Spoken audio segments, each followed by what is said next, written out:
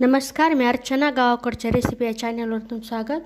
आज मी तुम्हाला छान अशी बटाट्याची रस्सा भाजी दाखवणार आहे. एकदम सोपी पद्धत, एकदम मोजकं साहित्य, पण खायला एकदम छान असा रस्सा.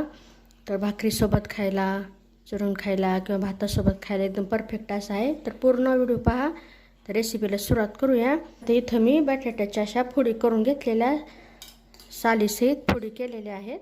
पाण्यात ठेवले, बाजूला ठेवून दे थोडे वेळ. कांदा असा फोडून त्याच्या आचेवर भाजून घ्यायचा.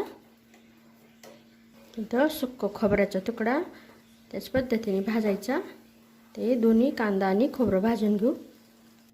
इथे तर कोथिंबीर घेतलेली आहे, लसूण घेतलेला आहे. आता हे सगळं साहित्य तुमच्या प्रमाणानुसार घ्यायचं. यामध्ये भाजलेला कांदा, ते खोबरं जे भाजून घेतलेलं होतं त्याच्याशी तुकडे करून घेतलेले.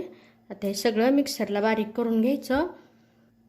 त्या कांद्याच्या ओलसरपणामुळं पाणी टाकायची गरज नाही, असंच मिक्सरला बारीक करून घ्यायचं. पातेल्यामध्ये तेल टाकायचं.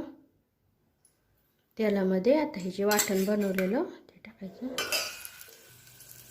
आता इथं कांदा आणि खोबरं भाजलेलं आहे. फक्त कोथिंबीर आणि लसूण कच्चा, त्यामुळे थोडंसं परतून घ्यायचं कच्चेपणा जाईपर्यंत. ते परतत असतानाच हळद टाकायची. एकदा तेल तापल्यानंतर गॅसच कमी करायची, म्हणजे साहित्य करपत नाही.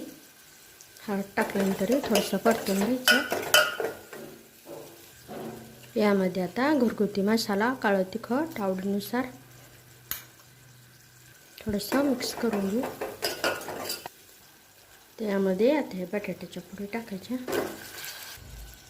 टाकल्यानंतर आता गॅसच वाढवायची, थोडंसं परतून घेऊ. त्यामध्ये गरजेनुसार पाणी टाकायचं. तुम्हाला जसा रस्सा लागतो त्यानुसार पाणी टाकायचं.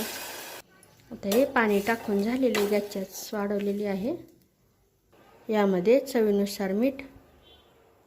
तर खळखळून उकळी आलेली आहे, गॅसच कमी करायची. आता पूर्ण बटाटा शिजून घ्यायचं, अधूनमधून चेक करायचं. झाकून शिजून घेऊ बटाटा. आता इथं बटाटा व्यवस्थित शिजलेला आहे. छान असा रस्सा तयार झालेला आहे. गॅस बंद करून टाकायचा. यावर थोडीशी बारीक कट केली कोथिंबीर. आता हा तयार झाला छान असा झणझणीत असा बटाट्याचा रस्सा. असंच पातळसर खायला छान लागते अशी रस्सा भाजी, भातासोबत भाकरीसोबत चुरून खायला. तर नक्की बनवा आणि कसं झालं तेही मला कमेंटमध्ये नक्की सांगा. अशा माझ्या साध्या सोप्या पद्धतीच्या रेसिपीज तुम्हाला आवडत असतील तर माझ्या चॅनलला सबस्क्राईब करा आणि माझ्या रेसिपीजला लाईक करा.